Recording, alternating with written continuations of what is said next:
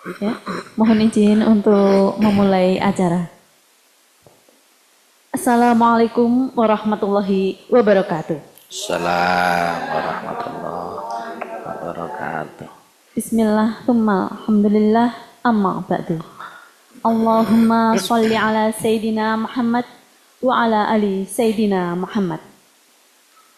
Sungguh merupakan anugerah Allah Subhanahu wa Ta'ala yang patut kita syukuri atas limpahan nikmat sehat dan nikmat sempat, sehingga kita masih bisa melaksanakan ibadah puasa di hari yang kelima ini dalam keadaan sehat walafiat. Salawat dan salam tak lupa kita curahkan kepada junjungan kita Nabi Agung Muhammad Sallallahu Alaihi Wasallam yang telah memberikan teladan untuk kita semua, di antaranya menjadi umat yang bermanfaat. Ibu-ibu anggota Dharma Wanita yang kami hormati, kami ucapkan selamat datang dan selamat bergabung via Zoom dalam acara ngaji bareng bersama Kepala Kantor Kementerian Agama Kabupaten Blitar.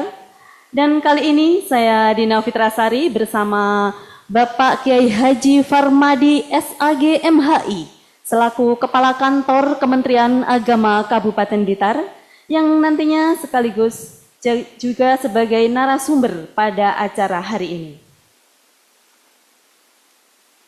Sebelum memasuki acara inti, mohon izin saya akan membacakan sebuah pantun terlebih dahulu. Cakep. Mentari terbit, belumlah tinggi. Cakep. Pasar pun ramai karena petani. Cakep. Izinkan saya, Dina Fitrasari, memandu acara ngaji bareng bersama Bapak Farmadi. Cakep. Baiklah ibu-ibu yang berbahagia, di samping saya sudah ada narasumber kita yaitu Bapak Farmadi. Mari kita sapa terlebih dahulu. Assalamualaikum Bapak. Assalamualaikum warahmatullahi wabarakatuh. Apa Bagaimana kabar? kabarnya? Alhamdulillah sehat. Mbak Dina puasa. Puasa Bapak. Alhamdulillah. Yang ke-1. Oh, masih penuh Bapak, belum bolong. Ya? Alhamdulillah. Ya. Kalau boleh tahu Bapak, ini materi apa yang akan disampaikan pada hari ini? Bertawasul dengan amal soleh. Waduh, ini kayaknya menarik sekali untuk kita semua ya. Dan perlu kami sampaikan bahwa waktu Zoom kali ini berlangsung selama 1 jam ke depan. Nanti 30 menit ke depan tahap pertama ini ada penyampaian materi, kemudian yang 30 menit kedua itu adalah sesi tanya jawab. Untuk menyingkat waktu, baiklah kami persilahkan Bapak Farmadi untuk menyampaikan materi. Monggo Bapak. Assalamualaikum warahmatullahi wabarakatuh. Waalaikumsalam warahmatullahi Bismillahirrahmanirrahim. Alhamdulillah wabarakatuh. Yang saya hormati yang saya cintai Ketua Dharma Wanita yang saat ini lagi ada acara di Malang. Semalam bersama anak-anak di situ karena ada rapat yayasan. Yang saya hormati semua ibu-ibu yang hadir, yang baik di Zoom maupun yang di ruangan. Alhamdulillah, insya Allah puasa kita hari ini puasa yang ke berapa Mbak Dina? Yang kelima. Berarti Idul Fitri masih kurang 25 hari lagi Ibu Mukhroji. Masih lama. Jadi Bu Arafah masih lama, masih kurang 25 hari lagi. Saya pertemuan ini sengaja tidak tiap hari Rabu kan ya, tiap hari Rabu saya tidak akan ngomong tentang puasa karena di berbagai macam kajian di bulan Ramadan ini semua bicara tentang puasa. Kajian zuhur puasa, jelang buka ya puasa, tarawih puasa, bahkan kuliah subuh tadi puasa. Jadi nanti biar nggak tumpang tindih. Adapun nanti dalam dialog ada yang dipertanyakan tentang Ramadan, tentang puasa, monggo. Ibu-ibu yang dirahmati Allah Subhanahu wa Ta'ala, ada yang dari Perwanida ini ya. Cek Perwanida hadir. Halo. Perwanida. Suaranya mana, Perwanida? Kunci. Oh ya. Siap, siap. Hadir. Hadir ya, hadir ya. Hadir, Bapak. Oke, terima kasih, suaranya saya hafal itu. Kepala madrasah. Budika ya. Siap, Bapak. Baik, terima kasih Budika dan teman-teman semua yang hadir di Zoom. Dalam sebuah referensi Riyadhus Shalihin, Rasulullah memberi gambaran begini. Kalau kita lagi punya problem, ya, kalau kita lagi ada masalah, maka mari kita minta kepada Allah jalan keluar. Masalah apa saja yang permohonan kita itu dengan mengenang perbuatan yang baik, perbuatan yang betul-betul karena Allah Subhanahu wa ta'ala. Jadi betul-betul karena Allah Subhanahu wa ta'ala. Jadi berdoa, memohon, meminta kepada Allah Subhanahu wa ta'ala lewat gerakan tawasul dengan amal yang soleh. Problem apa saja. Dalam sebuah hadis di Riyadhus Shalihin itu bab pertama ada bab ikhlas. Ini saya baca, saya bawa referensi kecil ini. Kalau referensi saya bawa 2, tapi saya bawa laptop kecil ini isinya 20.000 kitab khusus yang saya bawa kemana-mana. Tinggal buka. Kata Rasulullah dari An Abdullah bin Umar, qala sami'tu Rasulullah sallallahu alaihi wasallam. Kata Rasulullah, intolaqa thalathatu nafarin mimman kana qablahum fa'awahumul mabit ila ghor. Dahulu ada 3 orang yang lagi asik rekreasi naik gunung turun gunung. Karena asik naik gunung dan turun gunung itulah ketiga orang laki ini masuk ke dalam gua, Mbak Dina. Begitu masuk ke dalam gua, ternyata gua itu fasaddat alaihimul ghor. Gua itu pintunya tertutup rapat oleh batu yang sangat besar. Tentunya bingung, jangankan masuk dalam gua tertutup rapat. Bu Arofah saja masuk kamar mandi, tertutup kuncinya, suami ke kantor, anak-anak berangkat sekolah, bingung sementara nggak bawa handphone. Buat apa bawa handphone ke kamar mandi? Bingung kan ya? Ini kata Rasulullah, 3 orang laki ini masuk ke dalam goa. Begitu masuk ke dalam goa, fasaddat alaihimul ghor. Pintu goa itu tertutup rapat oleh batu. Bingung ketika pemuda ini. Kata Rasulullah, mampukah, bisakah kita keluar dari dalam gua ini sementara pintunya tertutup oleh batu yang amat sangat besar? Gak mungkin secara hitungan akal. Jadi akhirnya berdiskusi ketiga orang ini dari dalam gua. Yang satu begini, kita bisa keluar dari dalam gua ini dengan catatan kita bertawasul kepada Allah, mengenang perbuatan yang baik, yang perbuatan itu betul-betul karena Allah, bukan karena mertua, bukan karena ketua, calon mertua, ketua takmir, bukan, ketua RT, bukan. Sepakat, baik kita coba. Setelah dicoba, secara bergiliran orang 3 ini sudah mulai bermunajat, memohon, meminta kepada Allah, mengenang perbuatan yang baik. Nah, etika berdoa, Profesor Dr. Ali As-Sobuni dalam sebuah referensi tafsirnya Sahfatut Tafasir, etika doa itu adalah pertama ayastaqbilal kiblah, menghadap kiblat. Yang kedua ayarfa aydiyahuma, mengangkat kedua belah tangannya. Jadi namanya orang minta kan pasti ngangkat tangan, wun gitu. Cucu saja minta ke yangkung yangtinya pasti angkat tangan. Coba tanya Bu Mukhroji, cucu minta lah pasti begini. Itu jadi mulai pertama, lelaki yang pertama sudah mulai menghadap kiblat, bertawasul kepada Allah dengan mengenang perbuatan yang baik. Ya Allah, dalam kenangan yang baik itu, Allahumma kana li abawan saykhan kabiran. Ya Allah, dahulu saya punya bapak dan ibu yang sudah tua. Dalam sebuah hadis yang lain saya baca ibunya. Dahulu saya punya ibu yang sudah tua, ya Allah. Ibu yang sudah tua itu selalu minta susu di saat saya pulang bekerja. Satu saat, ya ini dalam kenangannya, ini matur sama Allah tapi lewat kenangannya. Di saat saya bekerja, ya Allah, saya pulang ke rumah, terlambat pulang ke rumah karena bukan unsur kesengajaan, karena berbagai macam kegiatan di luar rumah. Namun susu kesukaan ibu saya, ya Allah, yang tiap hari saya bawa pulang atas permintaan sang ibu, saya bawa pulang. Karena saya pulang terlambat, ya Allah, ibu saya sudah dalam keadaan lelap tidur. Saya tidak berani membangunkan sang ibu, ya Allah. Sebagai pengganti konsekuensi, ya Allah, saya duduk di samping sang ibu sambil memegang susu kesukaan ibunda tercinta.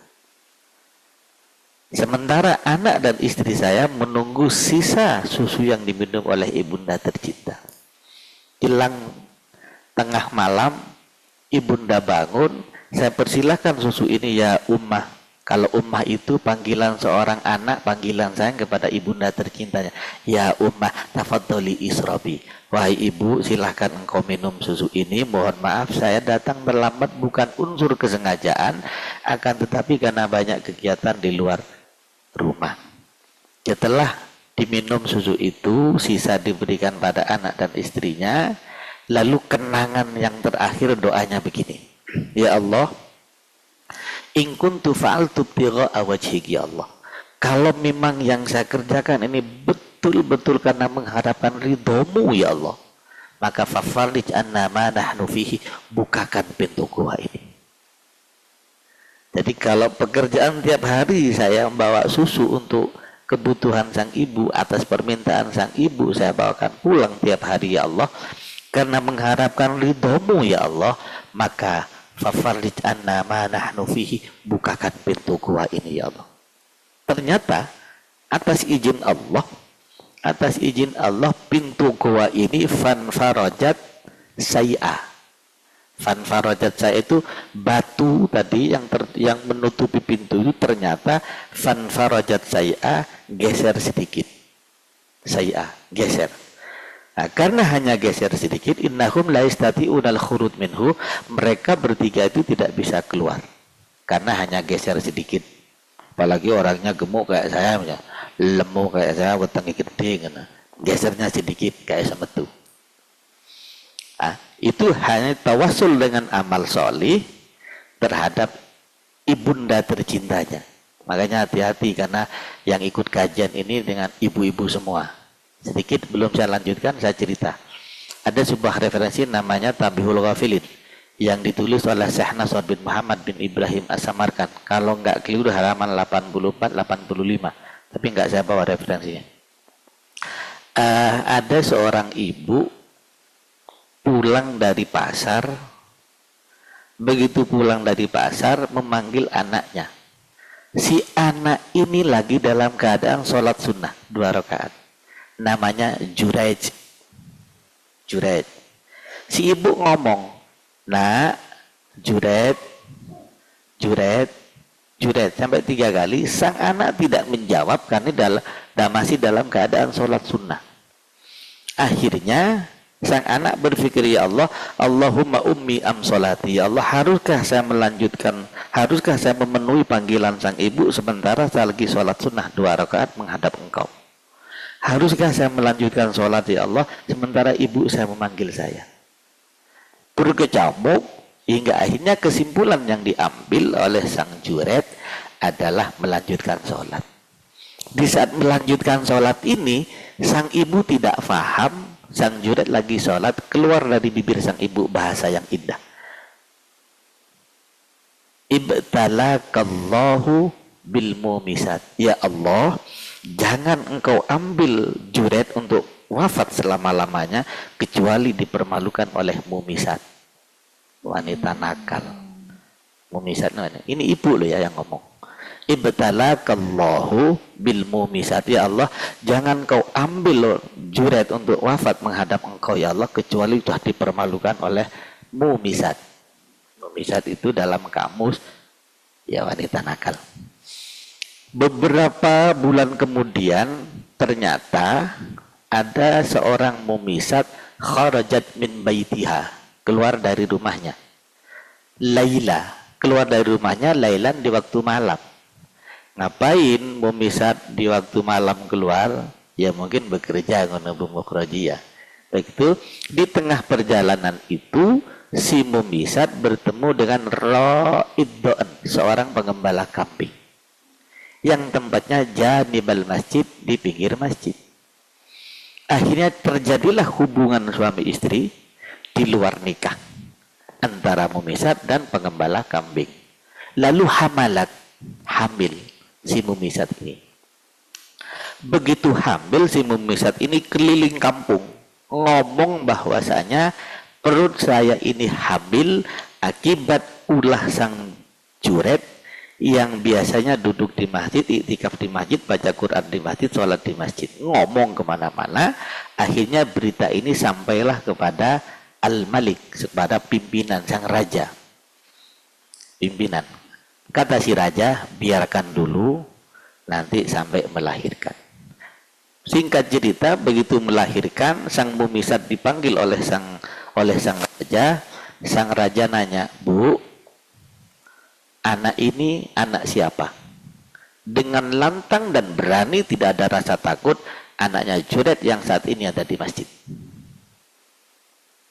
Akhirnya instruksi sang pimpinan, instruksi sang raja, panggil juret, bawa ke sini untuk mempertanggungjawabkan pekerjaan ini. Sang juret begitu dipanggil datang menghadap di depan sang raja. Apa kata sang raja? Bu, saya nanya lagi, dijawab dengan jujur. Ini anak siapa?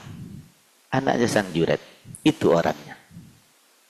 Lalu saat itu sang juret, yang keluar dari bibir sang juret, wallahi, demi Allah sang raja, anak ini bukan anak saya. Walakin lam yusaddikuhu, mereka yang hadir semua itu lam yusaddikuhu, tidak percaya terhadap apa yang disampaikan oleh sang juret. Karena dengan lantang dan berani, tidak ada rasa takut, si mumisat tadi ngomong itu anak juret. Begitu sang juret mau dihukum rajam. Hukum rajam itu kan suami istri orang yang zina saat itu hukumannya kan memang rajam, dirajam. Begitu mau dihukum rajam, sang juret mintanya hanya satu. Ini ibu-ibu ya. Mintanya hanya satu. Wahai tuan raja, radduni ila ummi. Pertemukan saya dengan ibunda tercinta. Radduni ila ummi. Wahai tuan raja, sesaat sebelum saya dihukum rajam, pertemukan saya sebentar saja dengan ibunda tercinta. Baik, tapi harus dikawal dengan pengawalan ketat. Setelah nyampe di depan sang ibu, sang juret menyampaikan yang begini, ya ummah, wahai ibu, panggilan seorang anak, panggilan sayang kepada ibu ummah. Kalau ummi ya biasa, mama, tapi ummah panggilan sayang, panggilan manja seorang anak terhadap ibundanya. Ya ummah, innaki qad da'awtillaha fastajaballahu da'wataki. Ibu, beberapa bulan kemarin engkau berdoa kepada Allah tentang diri saya. Doa itu diijabah oleh Allah. Hari ini, detik ini, insya Allah saya putramu juret akan dihukum rajam. Karena saya dituduh melaksanakan hubungan suami istri di luar nikah. Maka oleh sebab itu, fada'illah, berdoalah engkau pada Tuhanmu, wahai ibuku, agar supaya hukum rajam ini tidak jadi. Apa jawab sang ibu? Sang anak sambil meneteskan air mata, bersimpuh di depan sang ibu, di paha sang ibu, sambil meneteskan air mata sang ibu, nempel di pipi sang anak. Sang ibu ngomongnya begini, ya Allah, ampunilah saya ya Allah, itu ketidakfahaman saya dan kesalahan saya ya Allah. Ampunilah saya, ampunilah anak saya Allah, maka hindarkanlah anak saya Allah dari hukum rajam hari ini. Selesai sang ibu berdoa, dengan disaksikan tetesan air mata yang menempel ke pipi sang Juret, sang anak, sang ibu ngomong begini, nak, temui sang raja. Ibumu akan sujud pada Allah Subhanahu wa Ta'ala dan tidak akan bangun sujud ini, nak, kecuali engkau pulang membawa kabar gembira. Akhirnya si Juret berangkat di depan sang raja menyampaikan, wahai tuan raja, mana anak tadi? Ini anak yang belum umur sehari, lalu ibham, jempol ini, jempol sang Juret tadi itu, lalu diangkat, ditaruh di jidatnya ini, lalu ngomong, ya gulam kulman abuka, kata si Juret. Nah, ngomong, siapa bapakmu? Di jidatnya ini. Dengan izin Allah, anak yang belum umur sehari tadi itu menjawab, abi ra'idun janibal masjid. Ayah saya seorang pengembala kambing yang tempatnya di sebelah masjid. Anak kecil yang baru umur setahun, belum umur sehari berbicara, dan karena itu apa? Karena doa sang ibu. Nah, temui sang raja, berbicaralah jujur, nak, di depan sang raja. Ibumu akan sujud pada Allah dan tidak akan bangun dari sujud kecuali engkau datang membawa kabar gembira. Juret, ibu. Nah, tadi itu lelaki yang pertama membawakan susu kesukaan sang ibu. Sang ibu, hanya dengan kesukaan sang ibu diberikan fan farajat syai'ah.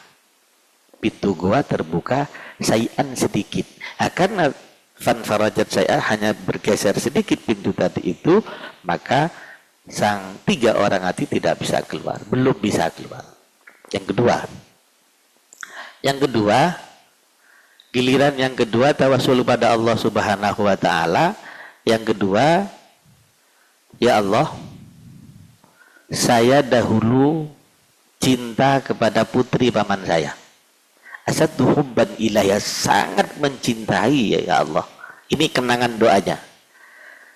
Karena saya sangat cinta pada putri paman saya, ya Allah, saya mengajak putri paman saya untuk hubungan yang amoran.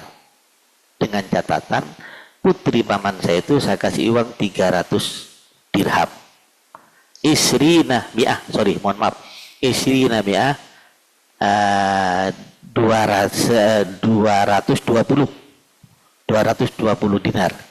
Jadi 220 dinar itu uang saya berikan pada putri paman saya, dengan catatan putri paman saya mau saya ajak hubungan yang amoran.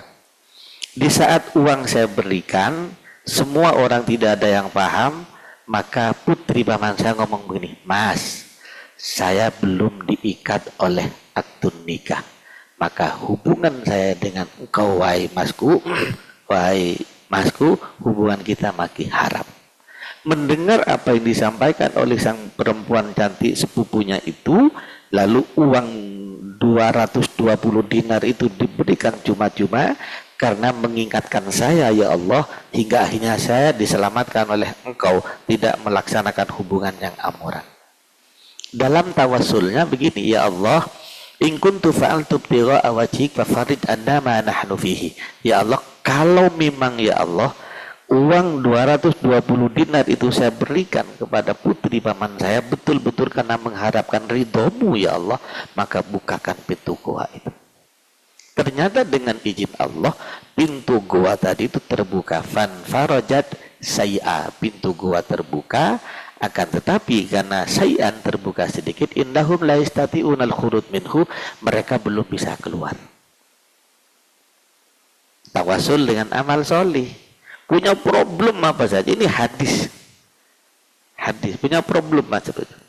Yang terakhir, yang ketiga, yaitu mulai bertawasul karena hanya geser sedikit. Yang ketiga, ya Allah, dulu saya punya karyawan banyak, muadzafun, karyawan yang banyak itu ya Allah, salah satu di antara karyawan keluar tanpa pamit, gajinya dalam 1 bulan belum diambil. Misalnya Mbak Dina, ini teman-teman sekantor 100 orang, Satu Bu Arofato yang keluar, gak ngomong pimpinannya. Gajinya sebulan belum diambil. Nah, satu saat yang satu ini yang Bu Arafah datang menemui pimpinannya yang punya pimpinan tadi itu. Pak, saya dulu karyawan engkau, iya. Saya keluar tanpa pamit, iya. Saya datang hari ini menghadap engkau, saya ingin minta gaji saya yang sebulan belum saya ambil. Saya butuh uang itu. Apa jawaban sang pimpinan, sang majikan tadi itu? Mas, sapi, onta, dan kambing termasuk tempatnya itu adalah milik engkau. Karena gajimu yang belum diambil dulu, saya belikan sapi, onta, dan kambing, maka tafadhol khud, silahkan engkau ambil itu milik engkau. Jadi, lalu ini yang tawasulnya kepada Allah. Dalam kenangan doa yang terakhir, ya Allah, in kuntu fa'altu ibtigha'a wajhika, ya Allah, kalau memang yang saya kerjakan ini betul-betul karena mengharapkan ridhomu, ya Allah, fafarij anna ma nahnu fihi, silahkan monggo dibuka pintu buah ini, ya Allah. Ternyata apa yang terjadi? Begitu orang perempuan, orang laki yang ketiga ini tawasul kepada Allah, bukan hanya fan fatahat, bukan hanya fan farajat. Kalau fan farajat, Mbak Dina, bukanya sedikit. Tapi ini fan fatahat, pintu gua itu terbuka lebar. Jadi kalau fan fatahat terbuka lebar, kalau fan farajat hanya geser sedikit. Fan fatahat, pintu gua itu terbuka lebar. Karena pintu gua itu terbuka lebar, wa yakhrujuna yamsawna jami'a, mereka keluar semua sukacita riang gembira karena keluar dari gua yang amat sangat rapat tertutup pintunya itu. Itu goa, bukan kamar mandi yang saya contohkan kayak Bu Arafah tadi. Itu artinya di saat kita punya problem besar, problem rumah tangga, problem kantor, problem apa saja, ayo kita bertawasul kepada Allah dengan amal soleh, terlebih di bulan Ramadan. Karena di bulan Ramadan nanti ini, di bulan Ramadan ya yang dianjurkan oleh Rasulullah, ya dianjurkan Rasulullah, perbanyak baca Al-Quran, qiyamul lail, termasuk juga i'tikaf fi asril awakhir, nanti i'tikaf di 10 yang terakhir. Nanti karena ini masih ada 2 Rabu lagi atau 3 Rabu lagi, saya akan ngomong bla bla bla. Mungkin ini sebagai mukaddimah, masih ada waktu, barangkali ada yang mau ditanyakan, monggo. Ya, baik ibu-ibu, demikian tadi materi yang telah disampaikan. Untuk selanjutnya kami buka sesi tanya jawab. Monggo. Bagi ibu-ibu yang mengajukan pertanyaan, kami beri kesempatan 2 kali terlebih dahulu. Kalau enggak, saya lanjutkan. Lanjut? Boleh. Boleh, monggo. Boleh. Ibu Yusti, monggo, kami persilahkan.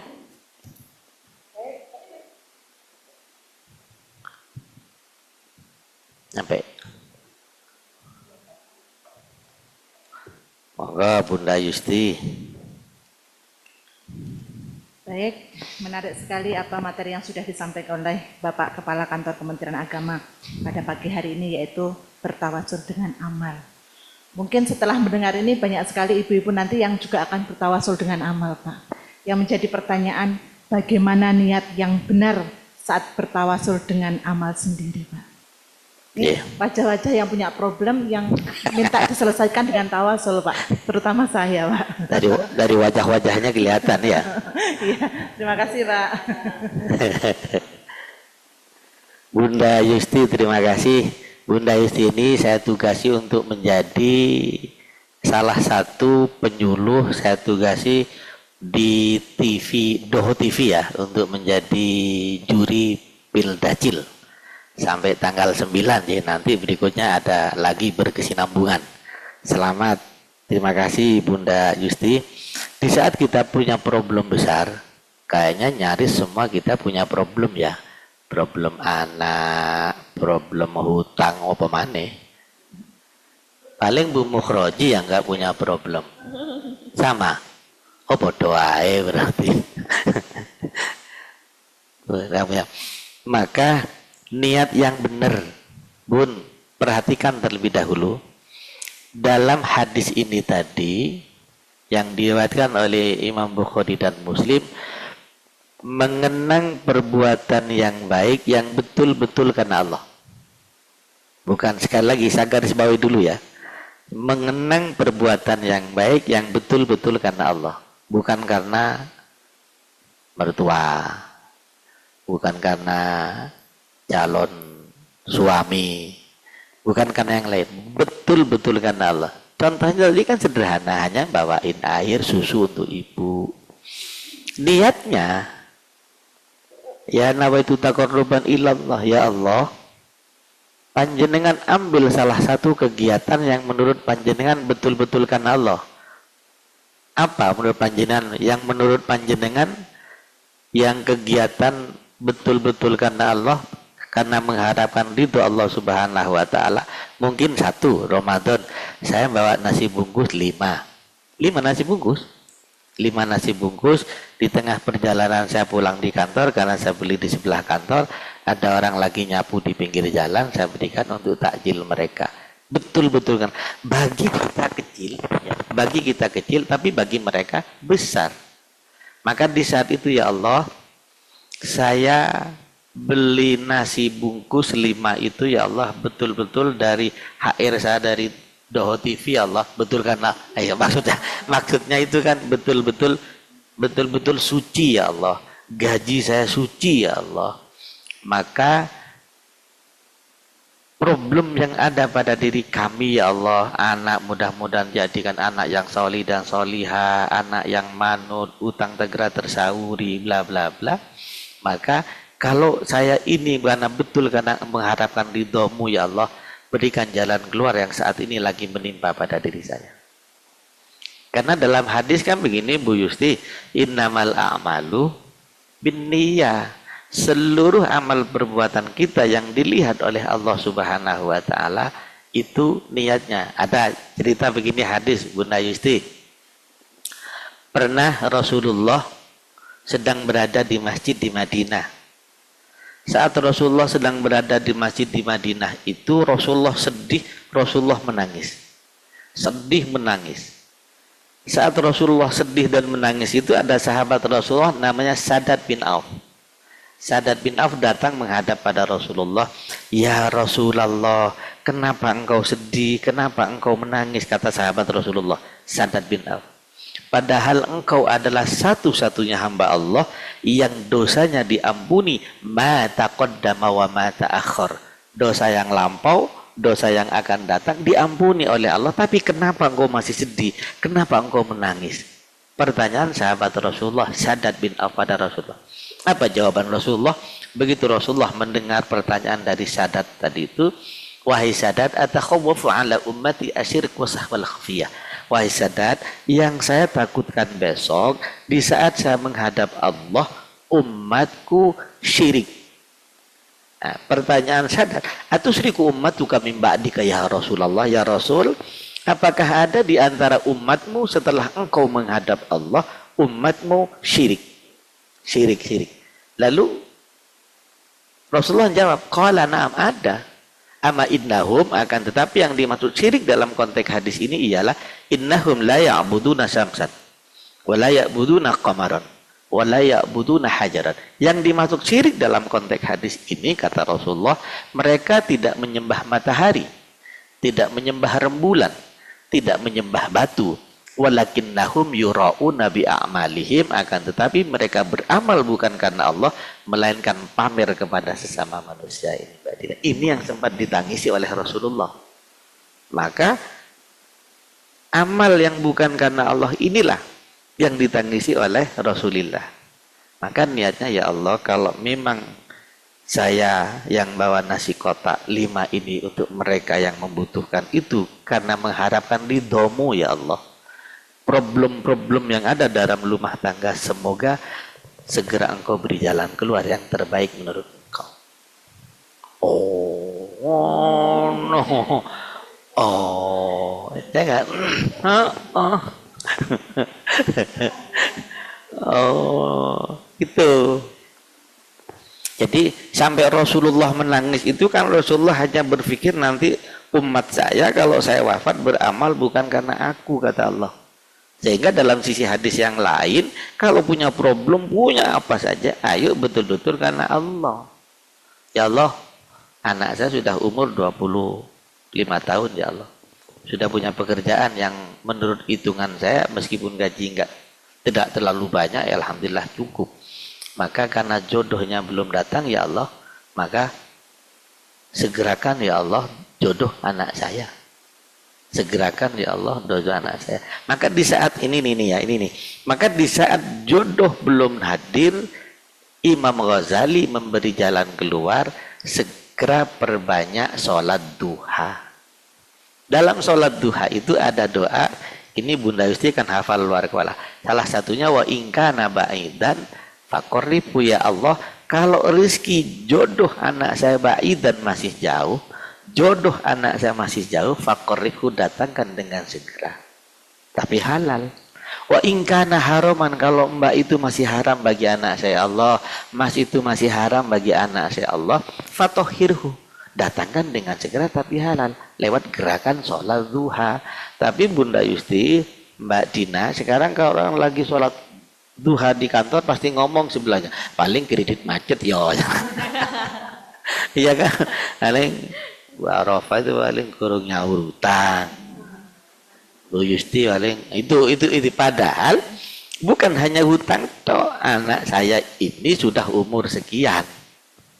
Gerakannya sholat duha. Ada lagi? Masih ada waktu. Monggo. Satu lagi kami beri kesempatan. Sambil mengingatkan ibu-ibu, mohon yang belum mengisi daftar hadir, mohon segera mengisi pada kolom chat. Sekali lagi, bagi yang belum mengisi daftar hadir, dimohon untuk segera mengisi pada kolom chat. Terima kasih. Ada lagi pertanyaan? Oh, ada WA. Iya, kolom chat. Bisa baca. Maksudnya nyampe di sini, nyampe. Oh, enggak kelihatan, Pak. Terlalu jauh. Coba dibacakan Vanessa.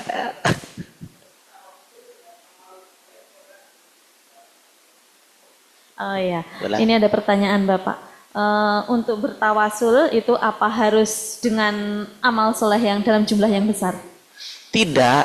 Saya tadi contohkan waktu ditanya Bunda Yusti itu, tidak harus dengan jumlah yang besar. Ya kalau kemampuannya kita hanya 5 kotak, harus bawa 15 kotak, kan ngutang saya yang 10 kotak.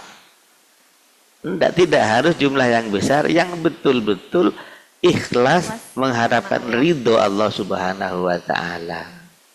Ya Allah, suami saya, ya Allah, kalau pulang terlalu malam, ya Allah, mumpung Ramadan ini, ya Allah, saya akan pulang kantor, gitu Mbak Yu, pulang kantor, bawa nasi kotak, gimana? Bawa takjil yang banyak gitu ya Pak. Jika lebih baik takjil yang banyak dibawa ke masjid tapi ikhlas karena mengharapkan ridho Allah, daripada takjil sedikit tapi ngeroweng ngomong kemana-mana. Jadi tidak harus banyak ya, tidak harus amal soleh. Allah tidak melihat itu. Kadang yang banyak itu lebih banyak nggak ikhlasnya, malah ngomong, Pak Farmadi, tapi jangan bilang-bilang ya, masjid ini kalau bukan suami saya nggak ada AC-nya. Mulai kan. Mulai kalau bukan suami saya AC ini nggak ada.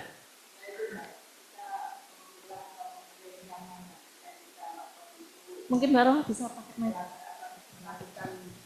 Pakai itu aja. Ya, Gimana? iya. Ini Bu Arafah lo yang nanya ya.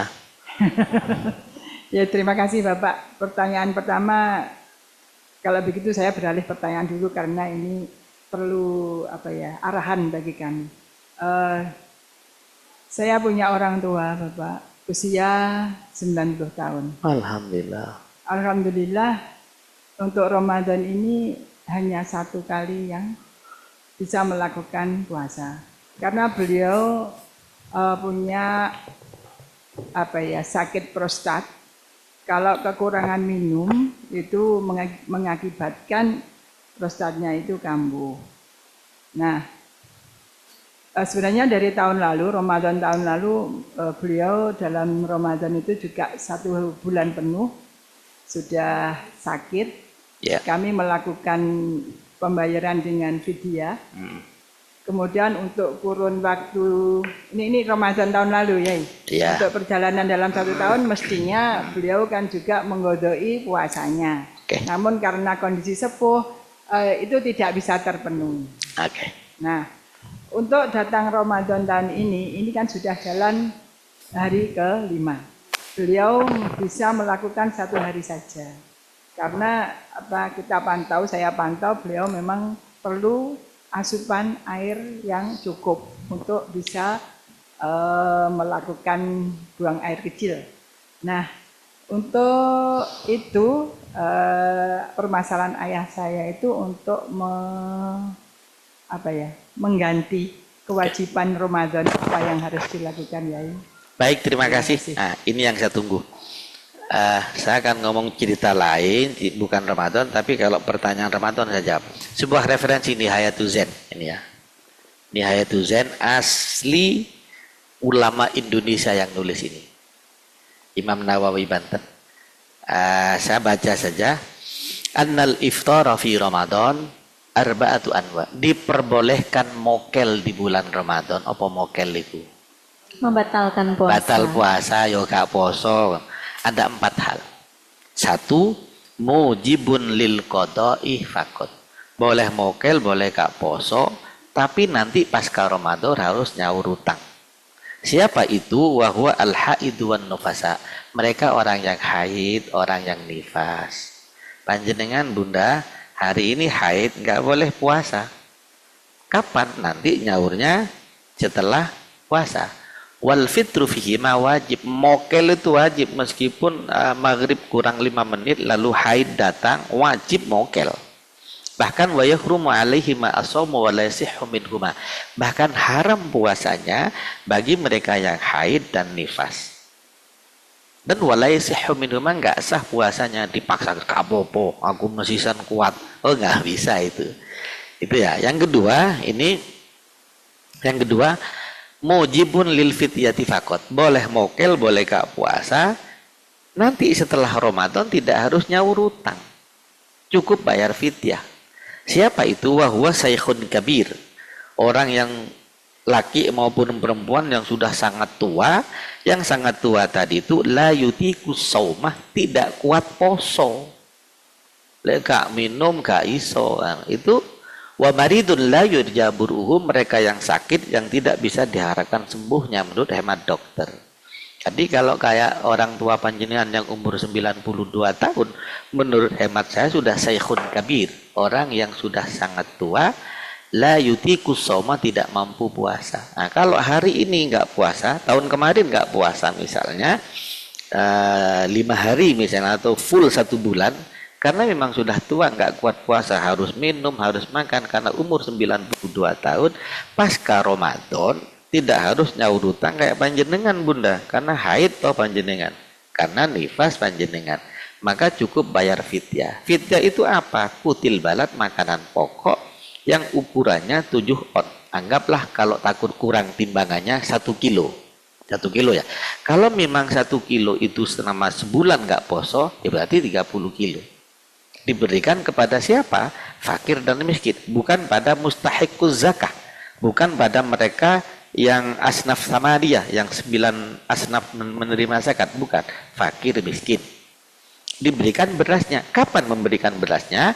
Kalau 2024 gak poso 30 hari karena puas, karena tidak kuat, karena umur 92 tahun, maka saat Ramadan ini datang, berikan kepada orang fakir miskin 30 kilo.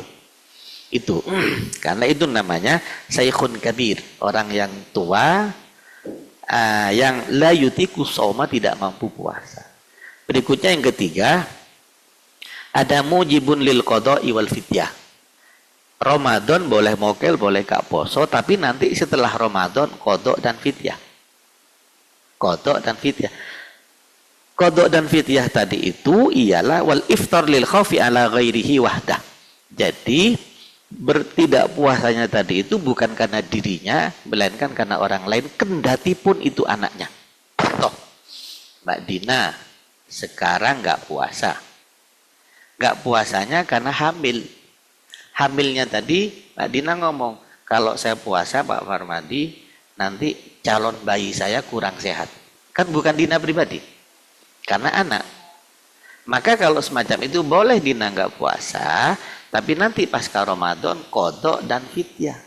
Tapi kalau Mbak Dina hari ini nggak poso karena memang hamil misalnya, mudah-mudahan iya, hamil misalnya, tapi karena dirinya, saya kuat kok puasa, anak saya tidak ada, cuma saya pribadi takut nggak kuat, nanti lemes bla bla bla, itu karena Dina pribadi, bukan karena anaknya. Maka Dina hanya nyaur hutang toh. Atau mungkin di depan kantor saya, di depan kantor kita kan ada air ya, deras air Mbak, deras air, kali. Ada anak kecil RA, nyon saya mohon maaf, ini contoh. Lalu tenggelam di situ, Bu Arafah dengan segera jus langsung menolong si anak. Saat itu Bu Arafah mokel saat itu. Karena nolong orang itulah Bu Arafah kodok dan fidyah. Contohnya begitu. Kodok dan fidyah. Oh kalau gitu nggak usah ditolong yo ya. Oh iya maksudnya. Wal murdi khaufan alal waladi. Anak kecil kayak mantu saya. Anak saya kan cucu saya umur 3 bulan masih nyusu ke mamanya. Lalu saya nanya, nak puasa apa enggak sayang? Ke Fatim anak saya. Saya kuat dia, kalau kuat nggak ada masalah. Nah, tapi kalau nggak kuat jangan dipaksakan, anakmu nanti bla bla bla. Tapi alhamdulillah sampai 5 hari ini masih puasa karena mungkin deras asinya. Nah, tapi kalau nanti anak saya tadi nggak puasa karena khawatir asinya kurang deras, kurang api, nanti asinya imbasnya ke anak, itu 2, kodok dan fidyah. Asing paling enak ini yang terakhir. Yang keempat, ghairu mujibin li syai'in minhuma. Tidak boleh nggak puasa, boleh mokel, nanti pasca Ramadan nggak usah kodok, nggak usah fidyah. Mau? Enak kan? Lu mau khuraji nggak usah kodok, nggak usah fidyah. Siapa itu? Wa huwa lil majnuni wa ngaitan. Yang ngaitan. Lalu berikutnya wassobiyu dan anak kecil yang belum balik itu kan ya, kalau sudah balik wajib, tapi yang belum balik tidak usah nyaur hutang. Kamu 1 sampai 12 tahun nggak puasa bayar hutang, nggak ada itu. Atau berikutnya walil kafiril asli, ada seorang keluarga non muslim begitu lahir perocot non muslim, umur 26 tahun masuk Islam. Sekarang Ramadan, puasa Ramadan yang 25 tahunnya nggak usah nyaur utang. Begitu. Jadi ini Nihayatul Zaid Imam Nawawi Banten abad ke-14. Baik, terima kasih semuanya yang hadir. Insya Allah kajian ini tiap Rabu ya Bunda. Tiap Rabu, tiap hari Rabu setelah kajian kita kantor. Kita jeda dulu Bapak. Demikian tadi materi yang bisa disampaikan dan kami ucapkan terima kasih kepada ibu-ibu yang telah memberikan pertanyaan. Bagi yang belum bisa terlayani, kita bisa pending di pertemuan yang akan datang ya, di jam yang sama tentunya.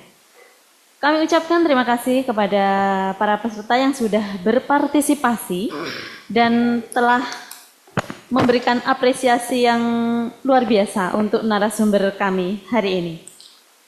Semoga ibu-ibu yang sudah hadir mendapat nilai positif dari materi yang telah disampaikan dan semoga bisa memberi dampak yang lebih baik untuk kedepannya.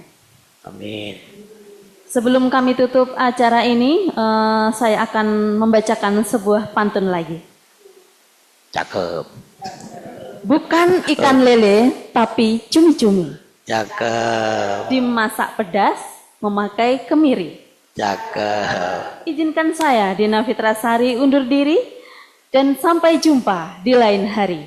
Allahumma fiq ila aqwamit thoriq. Wassalamualaikum warahmatullahi wabarakatuh. Salam warahmatullahi wabarakatuh.